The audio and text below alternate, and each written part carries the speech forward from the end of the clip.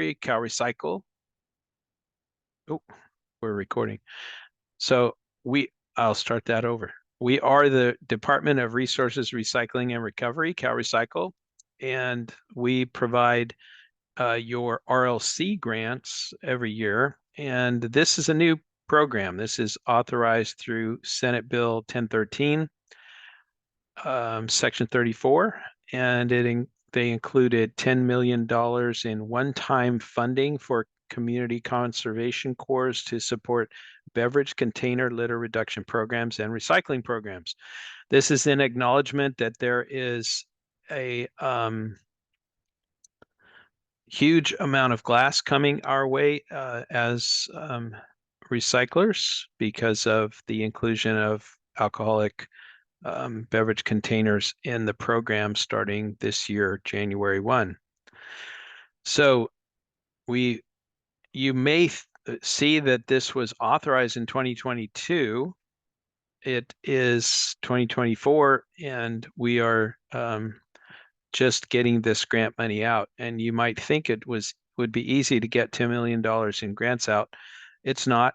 There's a lot of steps in the process and a lot of approvals along the way. So it's coming to you now, and you're going to have, as you see in the timeline, you're going to be submitting your applications to us by January 31st, but don't panic. We've made it easier than ever to apply for a grant, and so you won't find this too difficult. In February, we will be announcing awards. That's the tentative timeline, as long as everything goes as planned with the applications. And the grant term will begin on this grant when you receive an email from us, which is called a notice to proceed email. And when you get that, you're good to go and you can start expending money. Don't start expending money for this grant until you get that notice to proceed email. You'll have until April 1st of 2026 to expend that money. So a pretty good amount of time to expend it. Next slide, please. So the process is a little bit different for this one. Normally, we create your applications in the grants management system for you in GMS. This one is not going to be created for you, so you're going to do it from scratch. So I am going to walk you through that process. We will be sending this presentation out as a PDF. We're also recording it, so you'll be able to access it online as soon as we get that rendered and uploaded to our website. We'll send that information out to you. So you'll have this as backup, and you can call us for advice and help if you need it as well. So here's the step-by-step. You are going to go to GMS, and this is your landing page when you get in there. And I've emulated Brian Hickey's access. So you're looking at the view that Brian would see if he were logging in. Brian's at Civicor.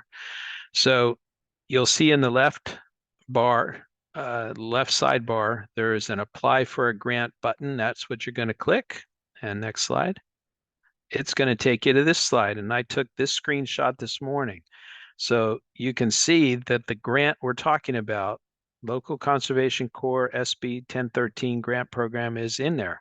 So you're going to click on Start Application on the right side, and it will take you into, excuse me, into GMS, and you'll be able to create your whole application in here. And this should look familiar if you've worked on the RLC grant. So you're going to land on the Summary tab. You can see at the top left, the red box Summary. So there's nothing you have to input here. This is a place where you might download resources. So if you look down on the left, there's a blue arrow pointing at resource documents. So there are resource documents there for you. And then on the right, you're going to see, starting at the top, the application checklist. This is going to be red when you first go in there. All those little green checks are going to be little red checks. And the red check also has a slash across it. So if color is a problem for you, then you'll know it's not complete if it has a check with a slash across it. So the green checks will pop up as you finish things in your application. And you want all those in the first application checklist, all those will have to be green before you can submit your grant. And then the next section is required documents by application due date. Those are the required documents, the application certification, the budget, cost allocation plan, grant project summary, a resolution letter or letter of commitment. Those will also have to be green, otherwise you won't be able to submit your application. And I'll show you where you upload those documents during this presentation. The next one, other supporting documents as applicable, that those may turn green. Now in this grant, there's no advance. So the two advance will be red for everybody. The one that might be green for you is the letter of designation. If you have a signatory who is going to designate their signature authority to somebody else, then you'll need to submit a letter of designation for that person. It could be the same letter of designation you've used for RLC if it's still applicable. And I would also say your cost allocation plan can also be, if you're planning to charge indirect on this grant, it can be the same cost allocation plan. Just resubmit that and upload it. Application certification. This is one of the required documents, and this you can see says print application certification. You're going to do that before you submit the application. So you're going to print that, have someone electronically sign it, and then upload it to the Documents tab, just like you do for RLC. And then the Submit button is here. So when you're all done with your application, when all the checks are green, all the documents have been uploaded, then you'll be able to submit. If this button is grayed out and unclickable, then it means one of two things. It either means that you haven't got all green check marks up above that are required, or it means that you already submitted it. So one of those two things would be true. So double check up above if make sure all your check marks are green. Okay, next slide, please. On to the applicant participant tab. Now, this information, everybody, is going to be the same as your RLC information. So my suggestion is to go in to your RLC grant, and your most current one, 38, and just print these pages out. Then when you come back into the LCC 1013 grant, you'll be able to just copy that information and put it right in here. All of it should be exactly the same. Okay, next, please. So on to the Detail tab. Don't check the advance box like you might for RLC because there's no advance being offered for this grant. Everything else on here, applicant's department name, all those details should be the same.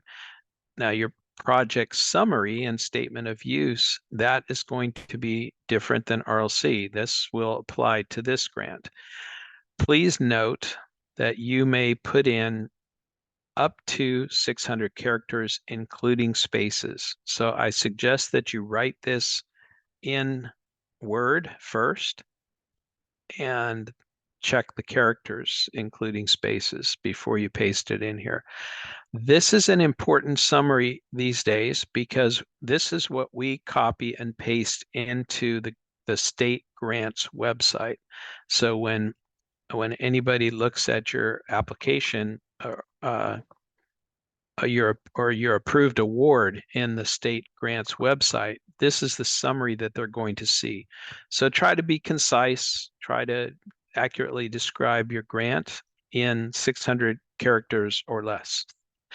And if you use more, we're going to cut it. We're going to have to do our best to summarize what you put in there, and you may or may not like it. So if you want to say exactly what your core wants to say about the use of this grant program, then please follow those limitations.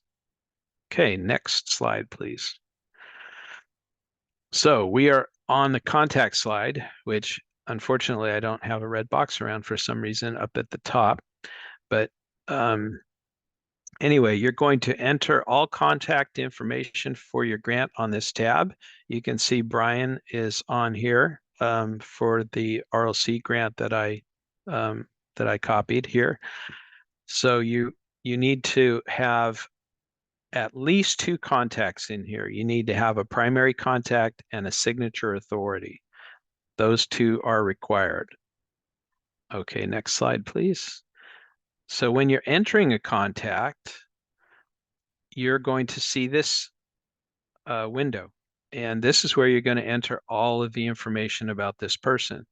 So you can see for Brian, he is the primary contact for the grant, and he is also a signature authority for the grant. So these boxes down here are checked. They're grayed out because I'm the one logged in. If Brian were logged in, those would not be grayed out because he's the primary contact. He is the only person who can change contacts, add contacts, delete contacts in GMS. I want to point out another important detail here. And I think, let me just see here. Oh, next slide, please. Oh, no. Yeah, that's right. So this little box here, allow access, is really important because when the primary contact sets up the contacts in here, they get to identify who gets to have access to this grant in GMS. And you have to know and remember that anybody who has been granted access can make changes in GMS. So not all contacts may need access. You may still need to put a contact in there so that CalRecycle knows about them and can contact them, but that contact may never have to do anything in GMS. So only click access for people who actually need to enter data, upload documents, things like that. Okay, next slide, please. All right, so the budget tab. We've made this as simple as possible. All you're going to do is enter your total budget amount into the budget tab. So what you need to do is you'll fill out your budget workbook, which Renee will go over in a little bit. That is where you're going to detail your budget out, similar but a more simplified format to the budget workbook that we use for RLC. The only part of that data that you're going to enter here is the total. And you just need to make sure that it matches and it matches the amount that you're allocated for the grant. And that's found in the budget or the application guidelines and instructions document. Okay. Next, thank you. Okay, the budget workbook. So I forgot, I'm doing the first part. So this is your, this is where you're going to enter your budget. So you're going to, there are instructions in the budget workbook for you. You're going to enter the application budget information only in columns A, B, and C. So budget items column, budget amounts column, and narrative description. You don't need to do anything else for the application. So we've kept the other restrictions the same that we have on RLC grants. Personnel benefits are capped at 35%. Does not include workers' comp. Indirect costs are capped at 20% of direct costs, total direct costs. Just note that you can add more rows if you need to do that. Just right click and click insert and it will insert rows for you. So if you need more rows, please go ahead and do that. So you're going to be able to monitor those caps on personnel and indirect down at the bottom. So you see down at the bottom where it says benefits percentage check and indirect percentage check. That'll tell you what percentage those amounts actually represent related to the cap. If they get over 20%, I think these turn red. I think Drea had those turn red, so would catch your eye. Okay, next slide, please. So finally, you're going to get to the documents, adding your documents. And there are the same table that's on the summary tab that shows you which ones are required is here. So that's kind of handy. So you're going to upload to this by clicking Add Document. You see there on the left, it says Add Document. And you're going to find it on your computer and click it. You all know how to upload things. And then you will click up. I think that it says Open on your computer is the button you click when you actually add a document. And it will give you a drop down that asks you which document it is. So you'll be able to select application certification, budget, cost allocation plan, and so on. That you can see in the second column in this table, it says document type. And so you'll be selecting the document type. When you have selected the document type and you've uploaded a document, then that little check mark will turn from red to green. Okay, and when they're all green, then you got all the documents you need uploaded. Okay, next slide, please. All right, we also have a simplified work plan for you on this project. So this is similar to your GPS that you're used to. You're going to provide numbered objectives, and for each objective, you're going to provide some key activities, results and measurable outcomes, timeline, and responsible personnel. Who's doing it? On the work plan, there are actually 3 of these blank objectives and tables to fill in. If you need more than 3, please just copy and paste the whole thing down below and make a 4th, 5th, 6th, however many you need. If you don't need all 3, that's fine too. Your project is your project and you're going to plan it out. So we just ask that you put in this information so that we can identify what is being done and how it's going to be evaluated. Next slide, please. All right, so finally, you're going to be going back to the summary tab after you've done all that other work, and you're going to click the submit button. And and again, if it's gray, then there's something missing. You got to look up in the required docs and required other required elements up above and make sure that all those check marks are green. So it should not be grayed out. It should look similar to what you're seeing on this slide, the submit button, and you're going to click it. And then after you click it, if you're successful, it's going to change to gray and it's going to say application submitted. So it won't be clickable anymore. So if it's very important, if the submit button is grayed out and will not click, you're not done with the application. You're missing a required document. Even if you are done with the application and you don't click submit, then your application is not submitted. So it's very important that you meet the timeline for submittal, which is January 31st at 11:59 p.m. So you may be up late doing this, but make sure you get it in before that date. Late applications are frowned on, if not disqualified. So that's it for that slide, please. Okay. And I am going to pass this back over to Renee, who's going to go over grant administration with you. Before I do that, Drea, were there any questions about application submittal? You know, I didn't open the chat. Let me see. I don't see any questions, so I'll pass it to Renee. Okay. Thanks, Derek. Okay. There we go. Okay. So grant administration. Read your grant agreement documents. Go ahead. Yes, thank you.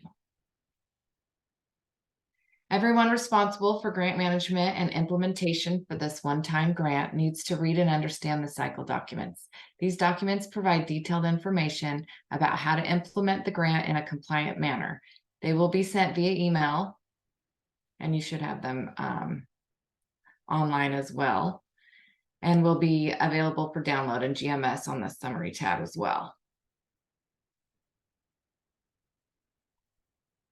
Okay, let's run through these eligible costs. Collection, so eligible costs are limited to the following: collection, cleanup, sorting, storage, and transfer of beverage containers, communication and coordination with local state government agencies, businesses, schools, multifamily complexes, and large venues to implement recycling programs and services. Operation of a recycling center, outreach and education to the public about beverage container recycling at events, internships with beverage container recycling businesses, glass beverage container litter reduction programs, and recycling programs, recycling infrastructure, including construction, to support the development of mobile buyback centers, and to publish a curriculum that supports compliance on CCC certification criteria. And I saw one question come up already.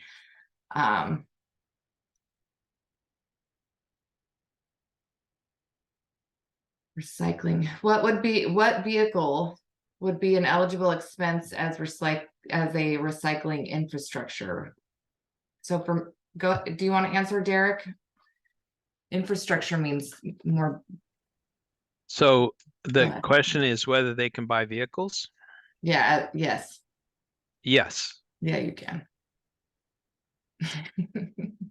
All right, next slide.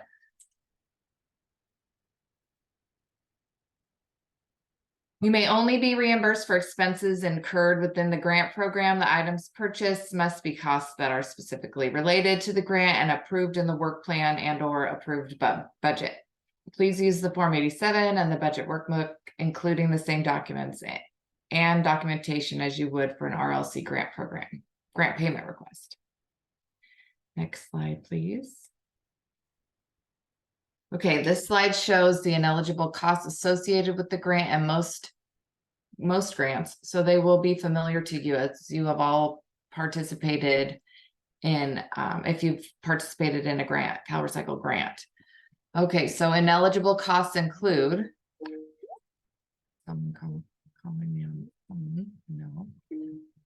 costs not incurred with the grant. Costs not incurred within the grant term. Costs inconsistent with the local, state, and federal statutes, ordinances, or regulations. All food or beverages purchased for meetings, workshops, or celebrations. Out-of-state travel. Costs that do not support the activities in the work plan or unrelated to the purposes of this grant. Costs in any budget category exceeding a percentage cap. Penalty charges, late fees and interest, parking or traffic tickets, including fast pass violations, fundraising, grant writing fees, costs of events, donor events, or donor management software, etc. Capital expenses or capital improvements of $5,000 or greater, which are not in the approved budget or which are incurred before approval is attained in writing by the grant manager. Costs incurred that require a work plan and related budget modification that were not pre-approved by the grant manager as detailed herein. Prepaid expenditure for food, future goods or services delivered after the end of the grant term. Some exceptions will be granted. Costs of $5,000 or more charged to the grant, which neither the bids were done or a sole source was approved by the grant manager before the purchase was obtained. Costs incurred for core member holiday pay when core members are not legally employed by the core, and promotional items, including but not limited to keychains, letter openers, any type of swag. Next slide, please. Okay, so this slide is general information. Oh, we got another question. Mobile buyback centers eligible for the entire state or just San Francisco? San Francisco. No, buyback centers are eligible for the entire state. That's part of the recycling programs you can initiate using this grant. Did you want to add anything, Derek? Only that as you plan the implementation of a mobile buyback, that you work with us and the Division of Recycling to ensure that you're doing everything that's required. Great. Okay, so payment to the grantee for eligible grant expenses is made on a reimbursement basis only, and only for materials and services specified in the approved grant application. The grantee may request reimbursement monthly during this grant term. The grantee must submit a completed grant payment request. And all those documents and everything included are in the payment request and document section of the P's and R's. CalRecycle will make grant payments to the grantee only. It is your responsibility to pay all contractors and subcontractors. CalRecycle will withhold and retain 10% of each approved grant payment request amount until all conditions stipulated in the agreement, including submission of grant manager approval of the progress and final reports, have been satisfied. Next slide, please. Okay, so this, oh wait, go back one. Yeah, so this is new. Transfer of funds. This is a new process that will be acceptable one time during this grant. You do have to do it through calc. And all of the transfer of funds need to be in one package. So we're doing one transfer of everybody, and it has to be by 9/30/2025. So I'm going to go through it. In order to provide flexibility, the local conservation corps are permitted to amend grant agreements once within this grant term. One plan may be submitted by CalRecycle to CalRecycle by calc no later than 9/30/2025. An approved plan must include amounts being transferred and received specified by LCC, and board approved memorandum of understanding between LCC's transferring and receiving funds. If this comes up, work with your grant manager. So make sure if you see that you're not going to use all your funds way before September 30th of 2025, you need to be starting this process, and including your grant manager and including calc, so that we can all work together to ensure that everything is done correctly, that the MOU is correct.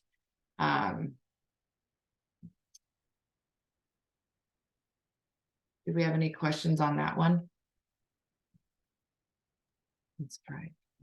Looks like we have another question about the mobile buyback, though. For the mobile buyback centers, can we mimic what the city of Irvine has done?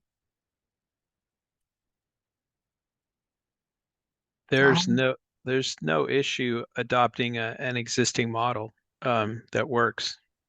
Yeah, that's actually a plus. Why reinvent the wheel? We do have one hand up too from Robert at LA Corps. Oh, okay. Go ahead, Robert. Yeah, with regard to transfer of funds, does it have to be within this funding stream, or can a corps transfer funds out of this funding stream to another corps, but then get additional funds from a corps' RLC grant? Those would be two separate processes, Robert, because they're under different grant agreements.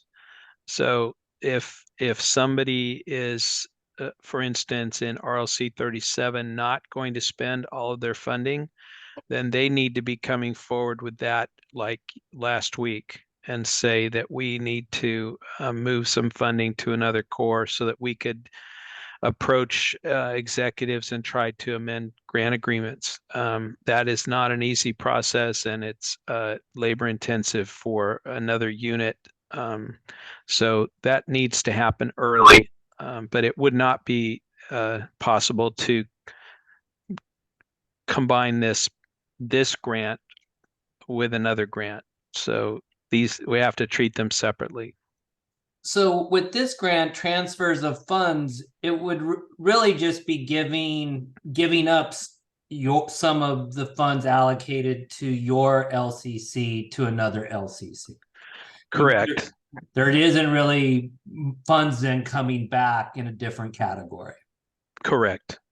And then I had one other question, like with mobile buyback centers, are they subject to the same, like, I think it's a 3-mile radius. One of the issues with Los Angeles and setting up buyback centers is you can't set one up within, I think it's a 3, it might be a 5-mile radius of any other, buyback center that's not subsidized. There are restrictions from the Division of Recycling for this stuff. That's why you would really need to work carefully with your contact there to make sure that we're meeting all the restrictions and in implementing any new program. We're not the experts on that. They are. So that's why we're encouraging you to really, if you're doing something innovative, which we encourage, highly encourage, we do need you to be in communication with Division of Recycling because they can advise you well on that. Okay, thank you. Thanks, Robert. Okay, next slide, please. So payment request components, these are the components to each payment request. Please ensure each payment request is complete prior to uploading to GMS.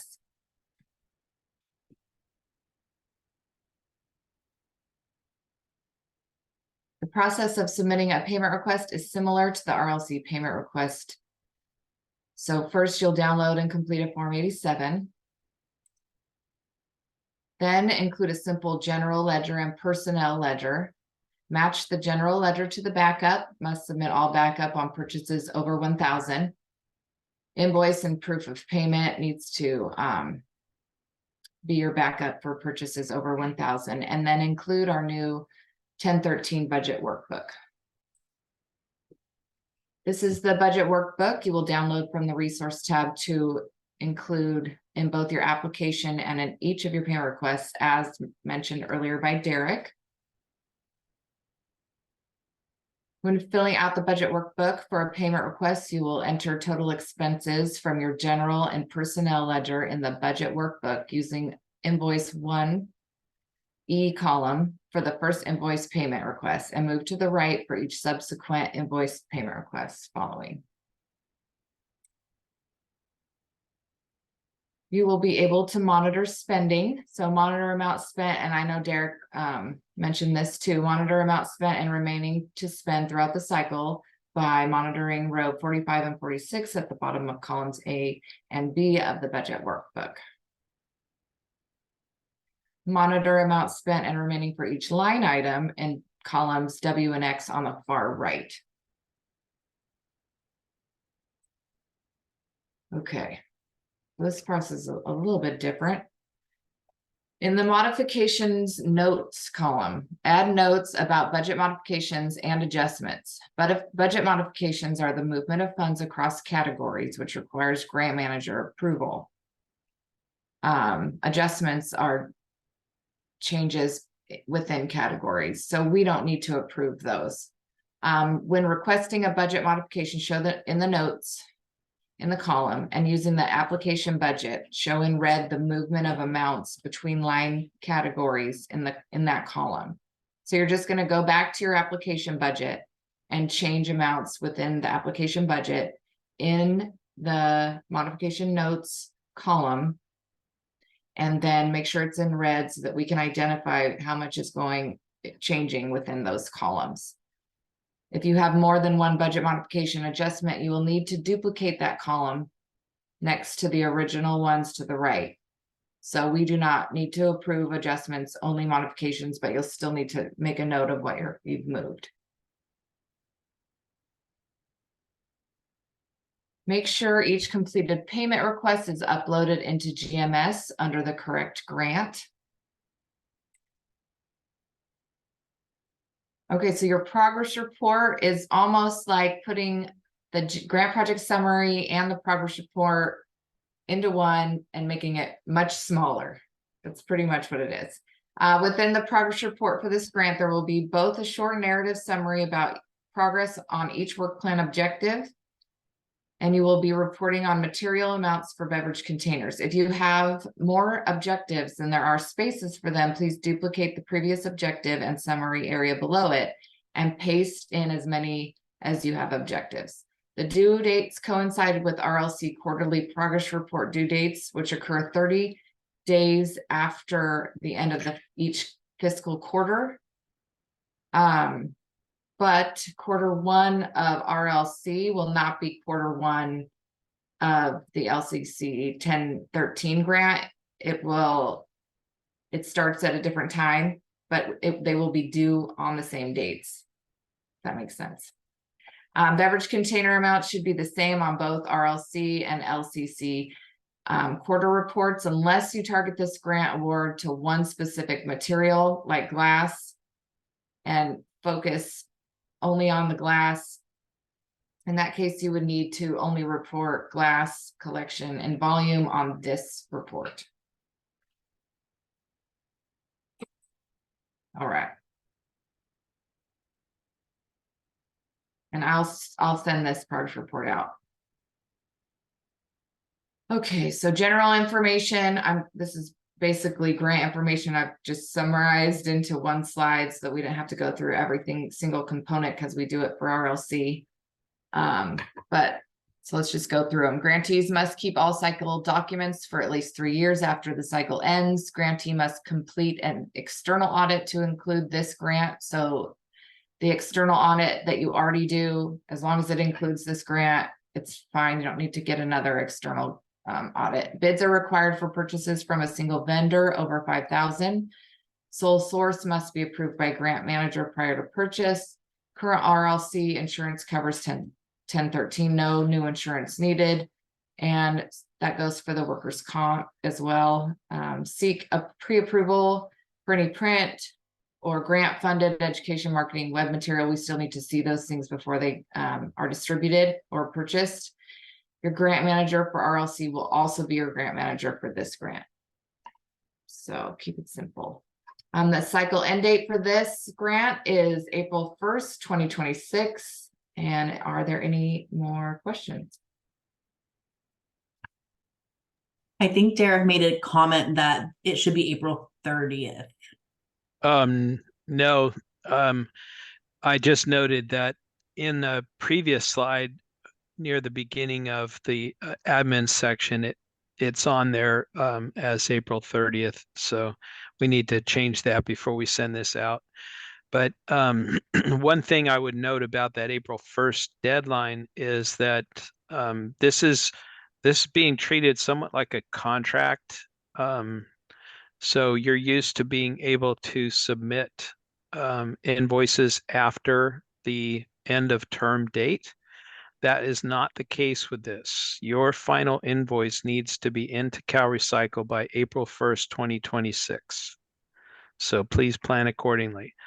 It needs to be, we need to liquidate, and there's some accounting processes that have to happen on this money that don't necessarily have to happen on other grants. So April 1st, 2026 is kind of a hard deadline for you to submit final invoices. So please do make a special note of that.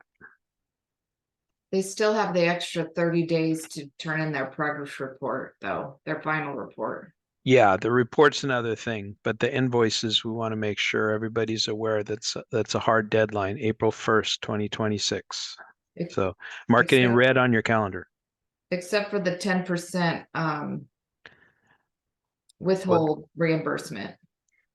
Well, Correct? that'll be released after we approve the final invoice. But Right. yeah, receipt of that final invoice needs to come in by that date. That's it for me. On the progress report, are the boxed wine and spirit packages considered as mixed CRV? I would say yes, because we don't have that detailed out in our table. So I would use a mixed CRV for those. That's a good question. Yeah. Well, there's going to be a lot of questions. So we are treating this evaluation cycle just like we treat RLC. It's due on the same date. We're doing it by fiscal year, so your quarters will follow the Q1, 2, 3, 4, the same as all the other grant, the RLC grant. So, any other questions? I don't see any hands raised.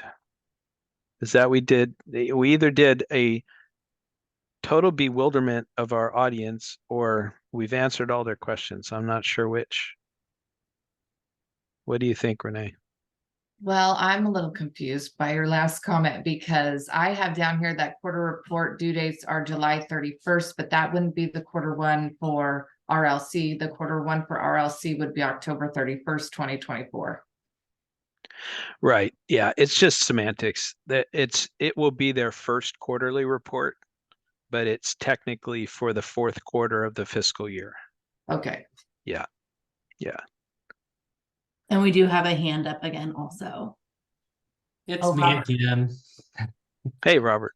Hey, so I'm trying to get my head around this. And the first direction that I want to go is use this fund to expand the existing BCRF programs we have under the RLC grant.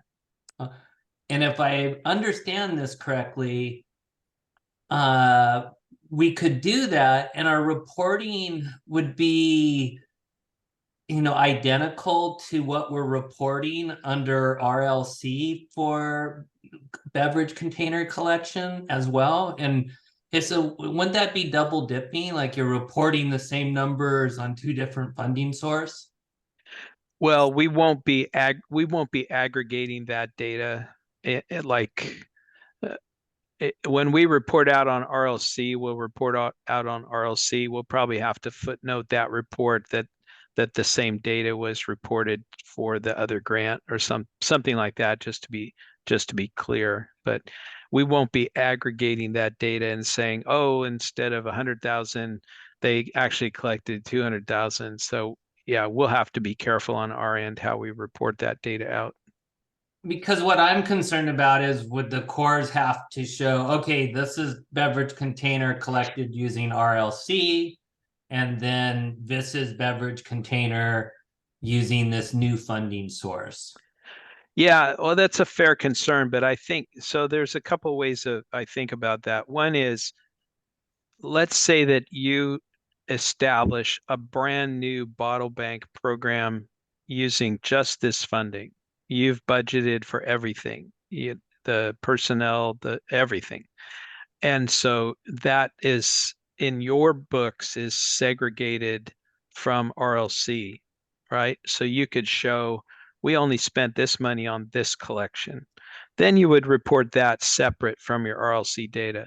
My suspicion is that most of you are going to be just expanding your existing, maybe adding a feature to it, maybe some reverse vending machine somewhere or something, but it's still going to be serviced by both grants. You might be paying for personnel out of RLC and paying for all the new stuff you need to establish a new program through this grant.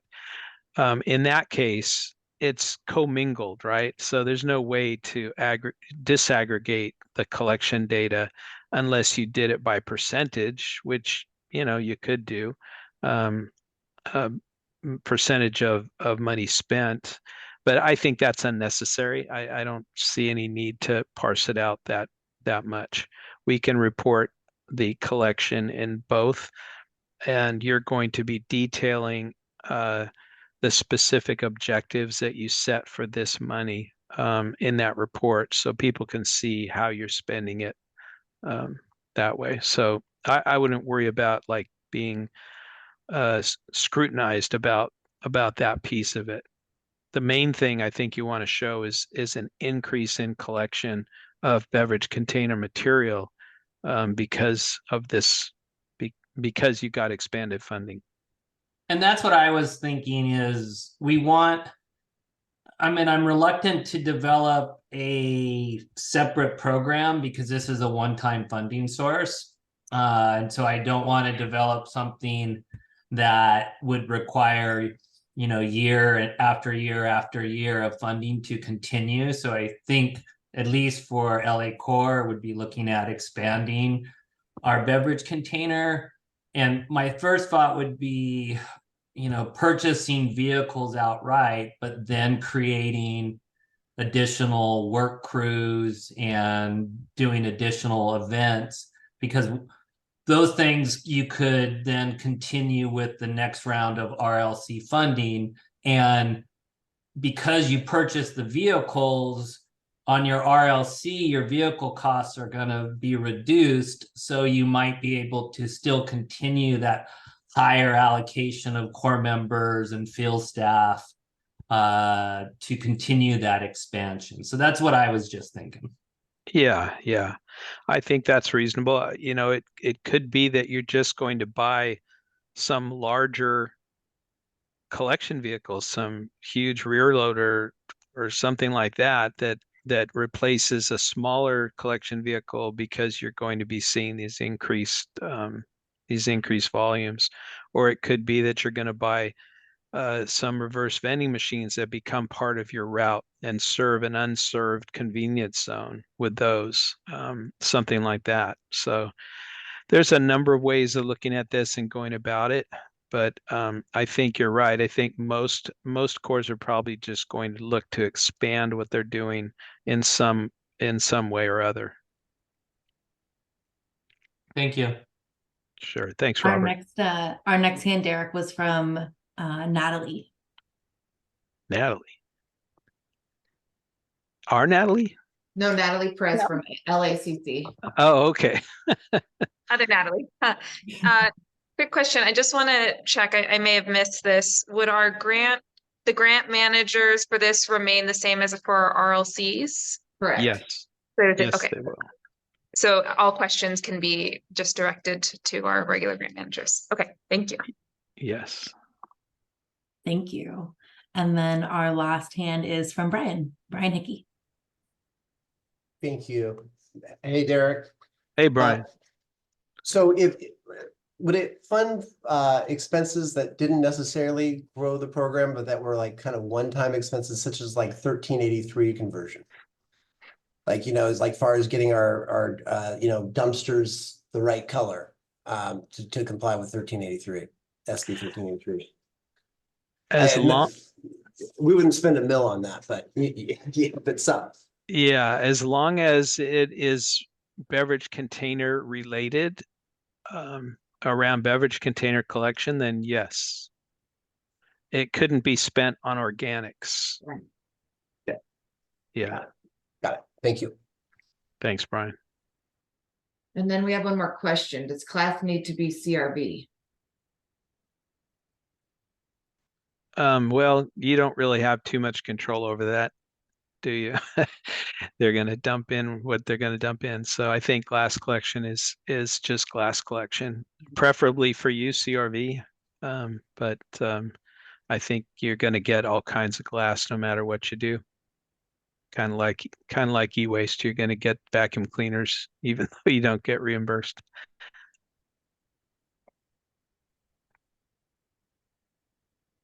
Isn't everything with a core to e-waste, Derek? Just kidding. Who said that? I didn't see who popped up on that. I'm going to refer you to Jim. Yeah. Go ahead, Jim.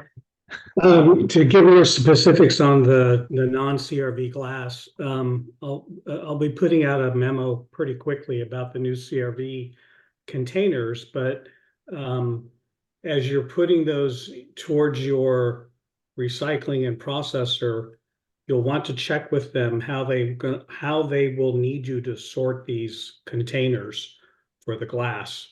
Whether they're okay to accept glass as a massive amount, CRV and non-CRV, or if you need to pre-sort it and pull out the non-CRV glass. I think that it's going to have to be pre-sorted, because when they go put it through their system, they need to account for the CRV containers only. And glass is just the non-CRV glass will just go straight to recycling without a fee revenue coming back to you.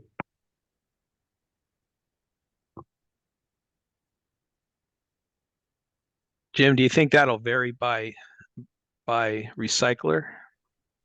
Yeah, in the memo that, or the tip sheet that'll come out to you pretty soon, I suggest that you all check in with your recyclers, your processors, to find out how they're going to need to receive these new CRV materials from you, and what they're willing to accept. For example, they might not have the be able to accept the boxed wine and spirits, which are included in the program. And those may need to be separated out and take to a different processor. All right. Drea, we have any other questions? All right. It looks like we're all good. All right. Well, thanks everybody for showing up on short notice. And it is a quick turnaround, but I think we've tried to make this as easy and painless as possible to apply for. So if you have any questions or problems, reach out to us. You can also reach out in the guidelines and instructions document. There's also an FPO contact for this grant. I believe it's Natalie Gandolfo. And she's also very helpful on GMS issues. So anyway, good luck, everybody. January 31st. Don't miss it. Thanks, Thank y'all. you. Appreciate it. Thank you. Thank you. Thanks.